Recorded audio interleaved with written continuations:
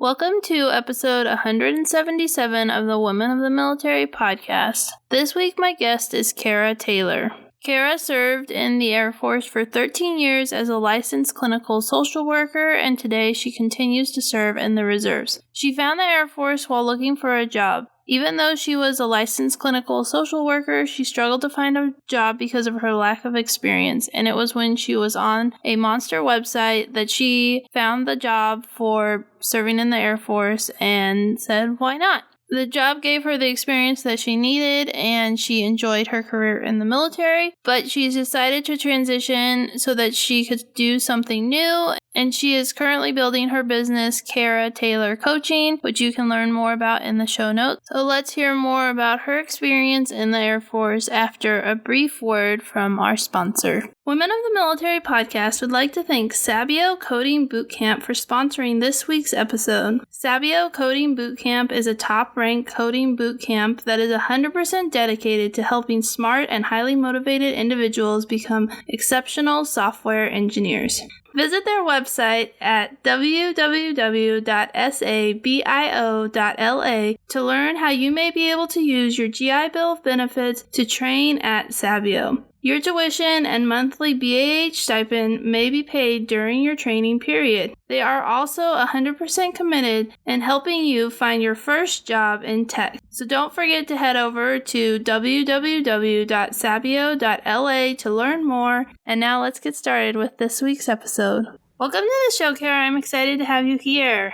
I'm excited to be here. Thanks for inviting me. So let's start with, why did you decide to join the military? I had the traditional answer that a lot of people will give you, that you want to serve your country. But going beyond that, I would say that I was at a place in my career where it was a dead end. It wasn't going anywhere. I didn't have a lot of room for career progression, and I had applied for other jobs, and they told me I didn't have enough experience, which is a classic thing. If you don't have enough experience, well, how do you get experience? And just on another side note, I didn't have a good love life going on at the time. And so one day I got an email from monster.com, and it was a job for a licensed clinical social worker in the Air Force. So I just sort of took that as my sign that this was something that was meant to be. I was at a place in my life where nothing was really happening, and I went for it.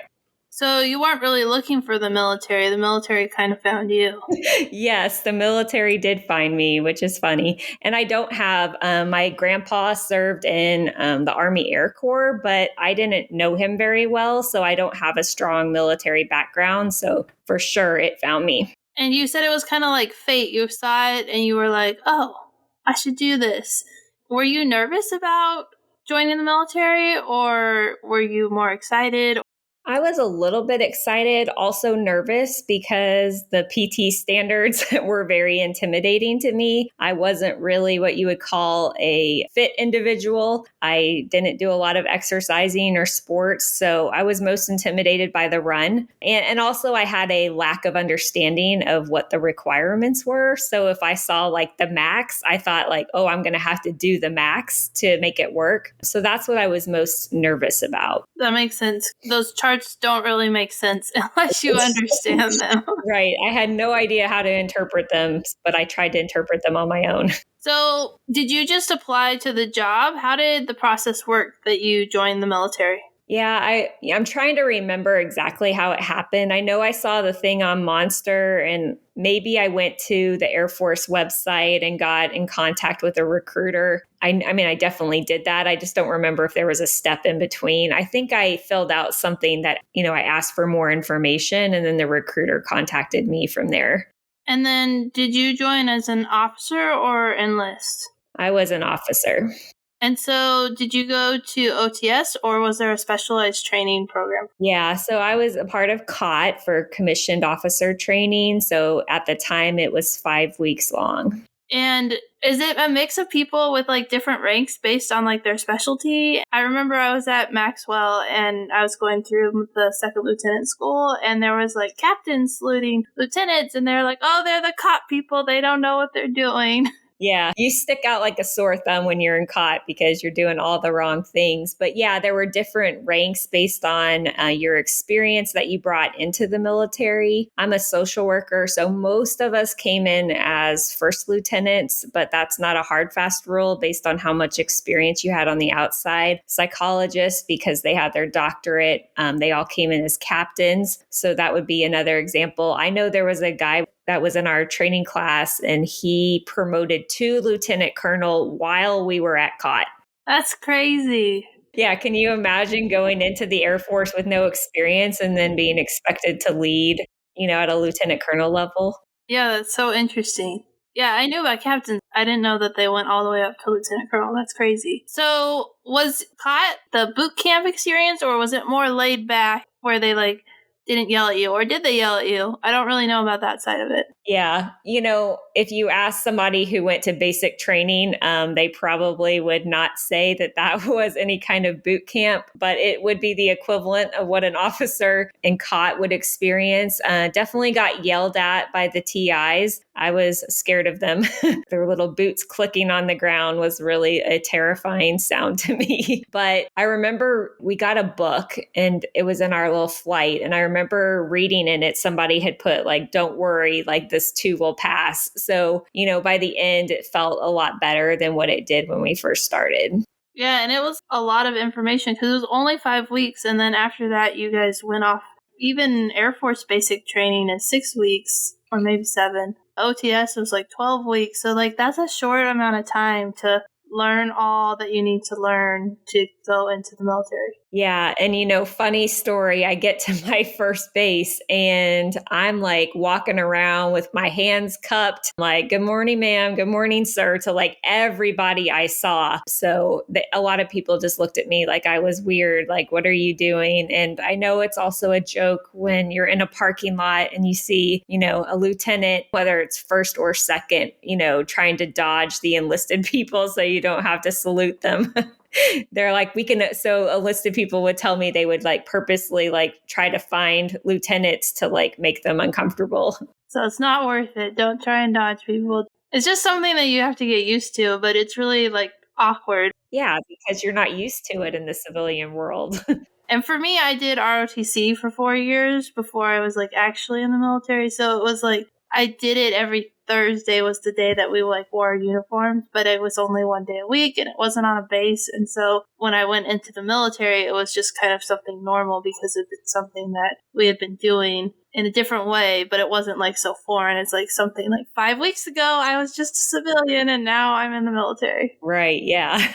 It's kind of a crazy experience when you think about it. Where was your first job and what were you doing?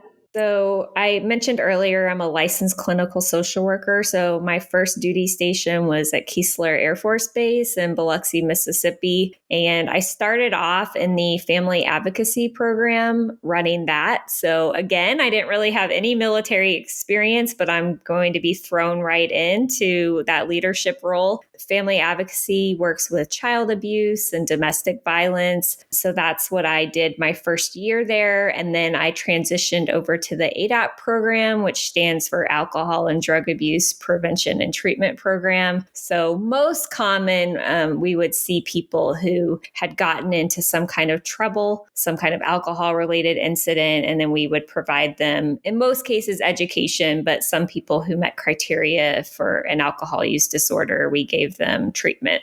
Is that the standard job of an Air Force social worker? Yeah, a lot of us will go into family advocacy. That's a very common place for social workers to go. Other places would be the ADAP program, or you work in the mental health clinic. Sometimes you get to be the element chief of the mental health clinic. And if you're at a big enough base, you may just get to do some therapy for a while and not have all those leadership responsibilities. So it depends on the base and the size of the base. And Absolutely. So you were looking for experience Did you find anything else in the military that you weren't expecting to find? Like you said that you were looking for jobs, but you didn't have experience, and so the Air Force gave you the opportunity to gain that experience. But was there anything else from the military that you gained? Yeah, the first few years, were, I think, some of my best years just because I was younger and I was in a relationship, but I wasn't married. I didn't have children. So I do feel like it was a different experience than when I got married and became a mother. One of the biggest things that I learned was the importance of networking and getting involved. So the CGOC, or Company Grade Officer Council, I knew it was important to kind of get involved with that, get to know other officers outside of the medical group. It can be a kind of lonely world at times. So that was really nice. I got to do a lot of volunteer projects. Our vice commander really took us under his wing. We did a book club, and it was just a really amazing experience to get to see another part of the Air Force that I wasn't used to seeing. Yeah, that's a really good thing to talk about, because when you can stay in your unit and be like very narrow, but you also have the opportunity to network with all these other people. It doesn't matter if you're enlisted or an officer, you can still network with all these other people and hear about their experiences and learn about the different things going on. And then you don't know what those opportunities could bring in the future. I think that's one of the best parts about the military, is the network that you can create while you're in the service. And then once you leave the service, if you say, I'm a veteran, and that has its own special network and camaraderie that I don't think you can have in just like the civilian world. Yeah. And honestly, since I've separated, it's probably one of the things I miss the most. For sure, I have my military network and family. And once they're family, they're always family. And I am now getting more connected with the veteran community. But I do miss that sense of camaraderie that you experience when you're on a base. Yeah, for sure. Let's talk more about your career. You said that you got married. How many years were you in before you got married? 3 years. We were dating the whole time, but we didn't get married for 3 years. And then not long after we got married, a few months later, we PCS to Germany. So that was a fun experience for a new married couple to get to go to another country. We had a lot of fun. Was he in the military or was he a civilian? He is a civilian. So that is definitely something for women out there that are listening. I think it's worth talking about, because every time I go places, people always assume, like, if I'm like, oh, do you give a military discount? They like look at my husband automatically. Even if he's like in a full-fledged beard, they're like, are you the military member? And they're like, oh, I didn't know that it was you. So that's something that you're going to have to kind of get used to if it happens to be that you're the one serving in the military. And it's hard for men, I think, to follow women around. It's just not traditionally what you see in the military. And so did you meet your husband? You said you were at Keesler. Correct. Did you guys meet there? Yeah, so that's a funny story too. So I remember me telling you my love life was non-existent. I applied for the Air Force, and maybe 3 weeks later, I went to a New Year's party, and that is where I met my now husband. So pretty much from the get-go of our relationship, I was like, if you want to date me, I'm joining the Air Force and I'm going to move. And, and then he's like, okay, we'll just see where you get. And we're from Pennsylvania. So then I was like, okay, I got my first base. It's Biloxi, Mississippi. And I was thinking, oh, that it was nice knowing you, but he decided to move down with me after I got established there. Oh, that's really cool. I love that. So you guys met at a New Year's party, and then you're like, I'm moving to Mississippi. And he's like, okay. Exactly. I mean, I didn't think, based on my dating history, I was like, there is no way this is going to work out or last. I'm moving across the country. And sure enough, he decided to go with me. So it is a special story. You got married around the 3-year point, and then you PCS to Germany. What was that experience like? I mean, besides that, you said it was fun. You got to travel, you got to see stuff, but he probably had a hard time finding a job. What was that experience like for him? And Honestly, he struggled with finding a job every single assignment that we were at, whether we were stateside or cross country. It typically would take up to a year for him to be able to find something, sometimes less, but it wasn't uncommon for it to take that long. In Germany, he ended up getting a job at outdoor recreation, which really fit his personality. So he got to go on ski trips and scuba diving, and he had a lot of fun in that job. So even though there aren't tons of jobs, you can certainly find one. You just have to be patient. Yeah, that sounds like a lot of fun. It was. And did you guys get to travel together since he was doing that job? I went on at least one trip with him that I can remember. We went to Austria snow skiing, and that was a lot of fun. I also, during part of the time, was pregnant. So there were some trips that I was not able to go on with him, but I was okay with that. And so what was your job when you were in Germany? So same thing. I ended up starting in the ADAPT program that I mentioned before. I transitioned over to family advocacy about 2 years later. I did that for about a year. And then I ended up in the mental health element as the element chief for my last year. And you mentioned that you were pregnant. Did you have the baby while you were still in Germany? Yes, I did. That was a really interesting experience to get pregnant in Germany. And I actually did deliver in a German hospital, and the doctor was absolutely amazing. They think of pregnancy and maternity leave way different than what we think of in the States. So it was really a wonderful experience. And I'm really grateful that that was my first experience as a mother. Yeah, I've heard really good things about women who've had babies in Germany and just about the whole experience being so different than America and being a positive one. Yeah, absolutely. I am very, very grateful for it. What was it like to go back to work and to be a mom? Challenging. At the time, we only got the 6 weeks of maternity leave versus my daughter. I got the 12 weeks. So definitely a different experience. I didn't feel ready. It was hard to leave him for the first time. Every mother can relate to that. And there are challenges, I would say, associated with being a new mom. You're expected to kind of pick back up and perform where you left off. But then you have things like breastfeeding, for example. I had to pump. So I had to figure that out, how I was going to incorporate that. And there was actually one time, not long after I went back to work, that a TDY came up, training, and I was going to go. And then I found out that there wasn't any ability for me to pump or save my milk. And my son had not ever had any kind of formula. And it was one of those last minute trainings. So I didn't have an opportunity to even, get him used to that. And I caught a lot of slack. My flight commander was very supportive of me, but my squadron commander, not so much. She was not happy and told me, as much as the Air Force supports breastfeeding, they really don't. So I had a lot of guilt about that, so that was probably one of my biggest challenges as a new mother. Was that TDY within the first 6 months of being a new mom? Yes.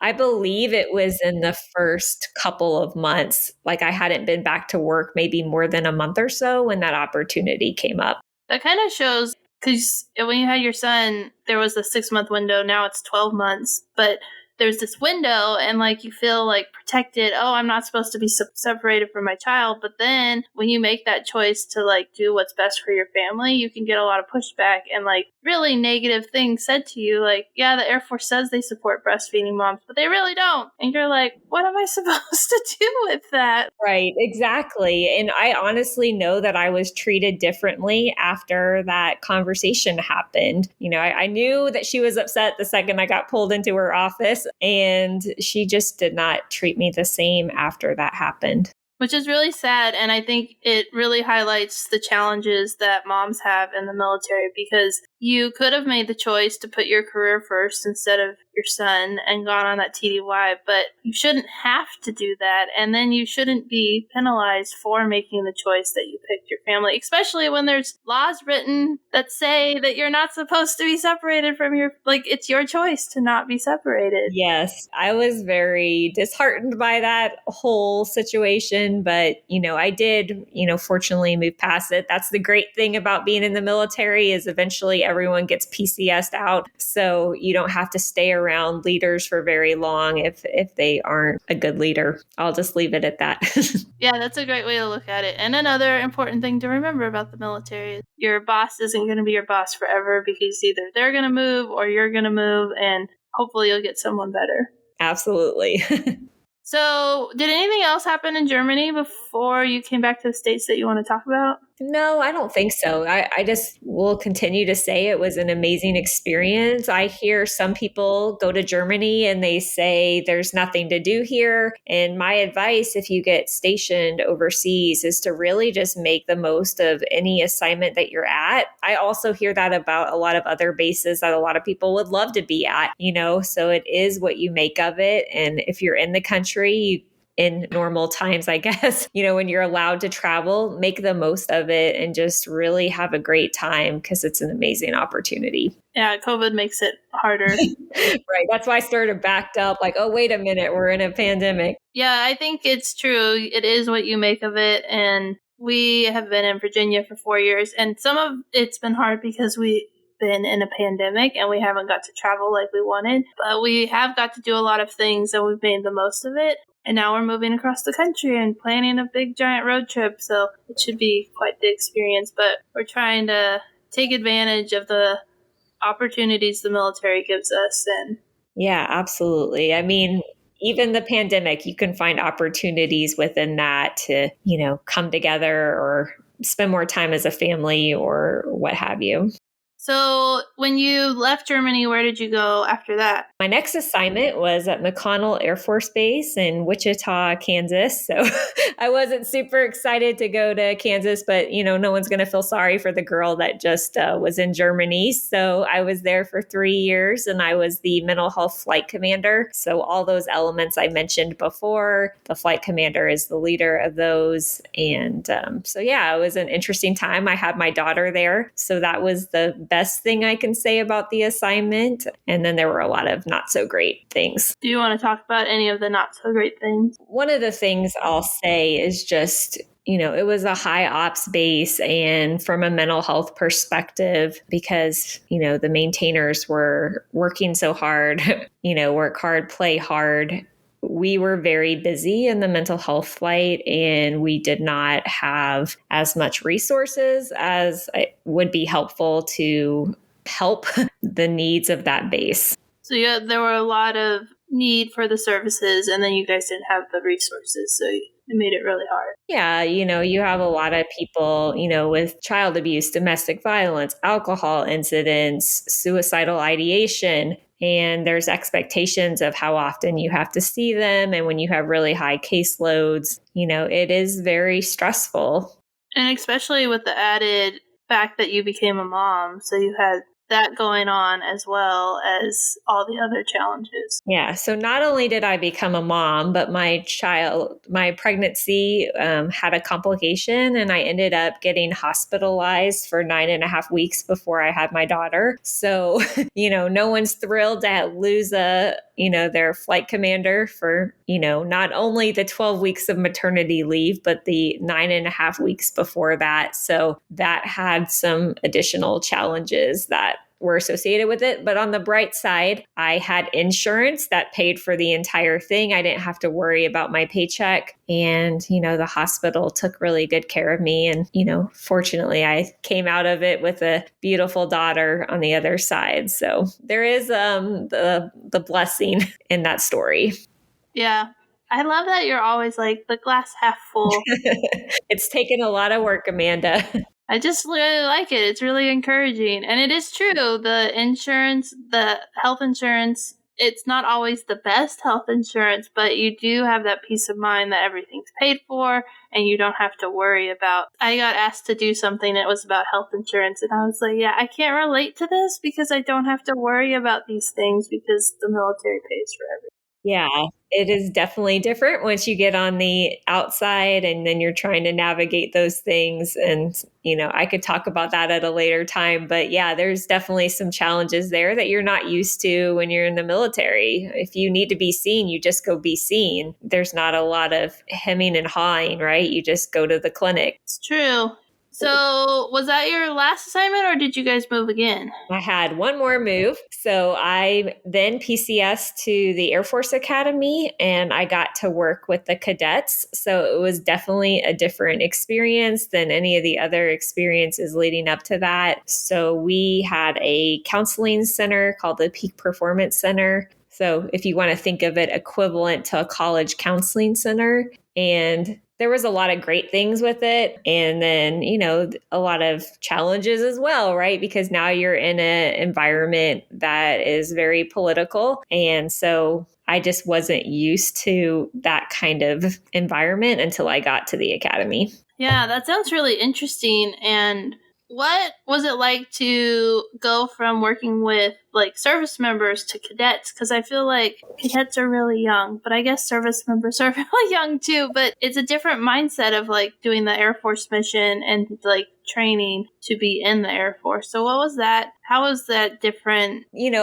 The age range wasn't that different for me, meaning a lot of the airmen that we saw in mental health clinics did tend to be between the ages of 18 to 22. However, we also saw everybody else. So at the academy, the difference is that's all I saw were cadets. So if AOC or AMT or somebody else that worked in the cadet wing wanted to be seen, they would have to actually go to the medical group where we only saw cadets. Cadet challenges are not, some of them are very similar to what an airman with a capital A might experience. And then some are just very unique to the academy. There's a lot of great opportunities there. And, one of the greatest opportunities that I had was we decided to embed into the dorms. So we were physically located in the dorms, but we had an office and they had to come to us. So before I moved the last year, we actually moved into the different dorms and we were located throughout the campus so that we were more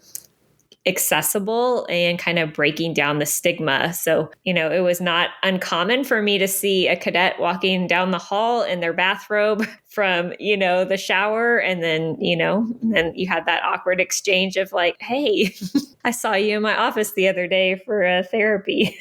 So you guys moved into the dorms to make it so that they didn't have to like walk across campus and not everyone, but people could see. Instead, it was like in the dorms, and it's a lot less likely that people will see and make it more accessible because they could just pop in and go talk to you guys. Yeah. So our original office was in one of the dorms, but we were all in one place. So they still had to walk to us and it was a little bit more inconvenient. And so when we moved, we had, instead of the one office where we're all together, we had 4 different offices and we were in both dorms. And the idea, like, even though it may sound silly to say walking from the 5th floor to the 2nd floor, there would be people who wouldn't do it because it was from the 5th floor to the 2nd floor. But, my office, a lot of them had to pass my office every day once we moved to go to class. And it was really cool. I got to bring my dog to work, and that was a big incentive. I don't know if that's the right word I'm looking for, but people would come into my office just to talk to me about my dog. And that opened up rapport that I wouldn't have had I not had her there. Yeah, that sounds really cool. And such a big impact. It seems like something small, but I could see how that has such a big impact on making it more accessible and just making it more normal just to go in. Like if you're going in there to talk to the dog and then they just go in to talk to you about it, it's like that nobody knows because you're right there on the path. Yeah, and it was interesting because we gave cadets the option, like, do you want the door open or shut? And you would be surprised how many of them were like, you can leave it open, that was really cool, so that they were comfortable having people see that they were in our office talking about something. I mean, sure, some people wanted to shut it and for more sensitive topics, but that was really cool as well to see breaking down some of that stigma. Yeah, it's really cool. Well, my passion is helping women join the military. So I'm like, oh, cadets? That sounds so exciting. Yes, yes. I had a lot of fun there. I mean, for sure, there were some challenges. And then the pandemic, I was there when that happened. So that was a really interesting time for us. And we did have 2 deaths right after the pandemic started. So that added to a lot of stress. But overall, it was a wonderful experience to have. And you separated from there. And so was that like in the height of the pandemic when you separated? Yeah, I had been thinking about it for a while. I actually kind of went on this journey of self discovery while I was in Colorado, where, if you don't mind me sharing, I saw this post on Facebook from 2 of my military friends who had paid for a car in cash. And I was amazed. I was like, oh, how do they do that without debt? How do you have I just couldn't imagine that. So I started asking questions and what did you do? And then I discovered Dave Ramsey. And from there, I decided I wanted to help other people with their finances. So on the side, I was going to be a financial coach. So to do that, I hired my own coach to help me build my business, not realizing, Amanda, that the focus was going to be on me. So I actually learned from that experience. I actually still get coaching from her today, but I learned that the real root of the problem with spending was how I felt about myself. And I was spending money to make myself feel better. And so then I was like, oh, well, now I kind of want to transition and help other women learn to love themselves. And so that's kind of the journey that I've been on. And just recently, since I've separated, I've had a lot of people asking me about my experience. And although there's a lot of great information out there from military to veterans, I still felt like there was something lacking. And so I said, you know what? I can still help women learn to love themselves, but I also really have this calling to help veterans in that transition process. I love that. That's such a cool story of how you figured out where you were going to go. And I feel like when you go through the entrepreneur process, like sometimes you have an idea and that's what you end up doing, but sometimes you have an idea and then you have to like figure out what you actually need. Yeah. And so it was probably, to be honest, about a 2.5 year process before I officially like hit the button and said, I want to separate. A total of about 3 years of me going through that transformation process myself. But, I realized that there are other people like me who might be scared to do something like that. I was going on 13 years of service. So there's a lot of, I think, stigma about leaving the military after 10 years. But I was really passionate about wanting to help other people. And I felt like the military, I had a really good time in the military, but it was time for me to move on. And there are no limitations to what I'm capable of getting now that I am outside. Yeah, sometimes I feel like when I was in the military, I thought, well, this is all I can do, and this is the only thing that matters. And so when I left, I was like, I'm just giving up everything to leave, and that's not true. Like, the military opened so many doors and gave me so many opportunities, and I'm really grateful for that experience, but it's not the end. It's the beginning, Yes. It's the start, not the end. Absolutely. It's the start. And that's what I want to help people do is, answer that question, who do I really want to be when I grow up? Because after your military career, even if you retire, you still have a whole, life left to live as far as I'm concerned. And you can really get to explore, where your passions are and then go for them. Yeah, that's awesome. And you have a YouTube channel, so say what it is so that people can go find it, and I'll link to it in the show notes. Oh, thank you. Yeah. So if you just search for Kara Taylor Coaching, it is a new YouTube channel. I'm really excited about it. A lot of learning curves out there, but you have to just get started. It's not going to be perfect, but hopefully at least the content is, what people are looking for. And if you have any ideas, please let me know in the comments of something you would like covered, because I would love to cover all the different things out there that are on your mind. I feel like we didn't cover your transition good enough. Is there anything from your transition that you want to talk about that you saw as like a challenge? It sounds like you did a lot of work leading up to the transition, but you still don't know what's coming until you actually leave. Yeah. So even though I was planning for what I wanted to do, I actually initially thought about it very black and white, like either I'm in the military or I'm a full-time coach. And so my coach reminded me, Kara, it doesn't have to be black or white. There might be an option in the middle. And that's actually what I'm doing right now. I'm a therapist for a company called OCD Spectrum in Pittsburgh. So I work with mainly individuals diagnosed with obsessive compulsive disorder. And I mean, we treat other disorders as well, but that's the primary mode. And that's the vehicle that's allowing me to continue to explore my coaching. But I wouldn't say that I planned very well, despite what I just said earlier about like financial coaching and all of that. I wasn't prepared for all the expenses associated with being a civilian, even different tax breaks that you get that you don't even pay attention to, just little things like that. And the other thing is moving was the most stressful thing I've probably experienced my whole military career. I guess it could probably happen when you're in too, but I actually still don't have my final travel voucher completed because our moving company that we hired wasn't cooperating. We're out like $25,000. So that is something that was incredibly stressful for our transition out. Yeah, I've heard a lot of moving stories, especially lately with the pandemic and like the labor shortage of like having people and just all the challenges. So that's really unfortunate and horrible because that's something that I think a lot of military families, both in the military and those who are leaving the military, are facing because of all the challenges around that. Yeah, we decided to do it ourselves. And so, but then we hired this company. So it all came out of our pocket. And if I had to do it over again, I would just let the military, hire the company to do your move. The money that we were supposed to get, we didn't get it. It wouldn't have been worth it to me, honestly, Amanda. Maybe someone else would have a different story to tell, but I would just say let the military give you that one last move and do yourself a favor and not have all that extra stress. Yeah, that makes sense.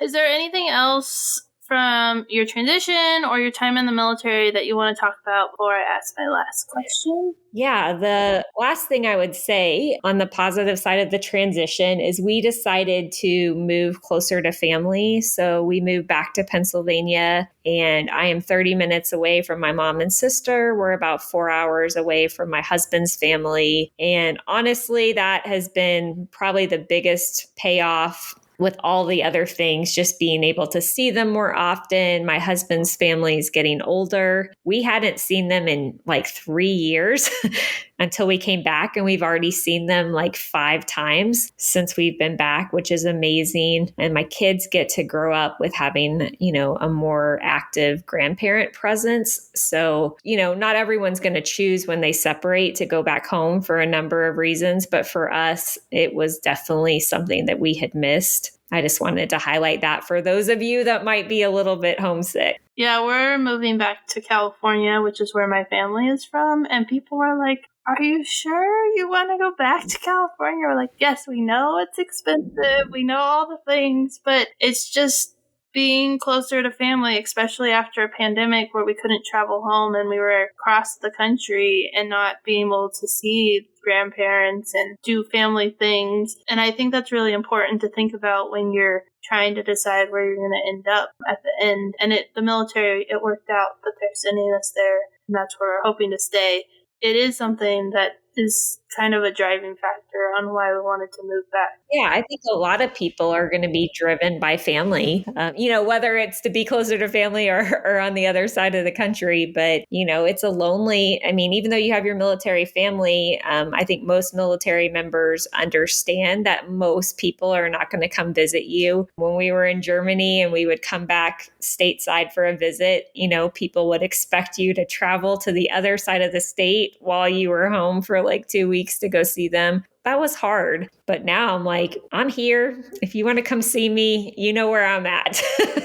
Yeah, that's really important to think about. So, my last question is, what advice would you give to a young woman who's listening and is considering joining the military? Yeah, so joining the military was a really amazing and incredible experience. And if you're considering doing it, my overall advice is to go for it. I think the younger you are, the better. Not that you can't do it with a family, just be aware that it has its, challenges and everything. Serving for sure has its rewards, and just that feeling of doing something bigger than yourself. You're definitely going to experience that in the military, being able to travel not only to the different places you're assigned, but you get to go to a lot of different trainings and locations that you may not have gone to otherwise, expanding your network and, meeting people from all walks of life, because the military isn't even just, people that are United States citizens. I met people who were getting their citizenship, but they still weren't US citizens when I met them. I'd say gaining family members whenever you go. Like I mentioned earlier, it's really cool that, I could go pretty much anywhere in the United States and I'm going to know somebody in that area because of being in the military. And finally, you can't underestimate having a stable paycheck. The military has, I consistently got a paycheck every day, every twice a month for 13 years. And it pays pretty well. Like for a social worker, the pay in the military was really, really good. Yeah, that's awesome. Thanks so much for being a guest and for sharing your story. I'm really glad we got to do this interview, and I would be remiss for not saying thank you for supporting me on Patreon. I really appreciate how you're supporting the podcast. It really means a lot. Thank you, Amanda. And if anyone needs anything, has any questions, please don't hesitate to reach out. Amanda and I are both here for you. Thanks so much for watching this week's video. If you like this video, please like it. And if you want to hear more stories of military women, please subscribe to Women of the Military. And you can check out more military stories on Women of the Military podcast. If you have any ideas or topics for future videos that you would like me to cover, please put them in the comments and I will get back to you and try and make those videos happen. Thanks so much for watching and for supporting Women of the Military.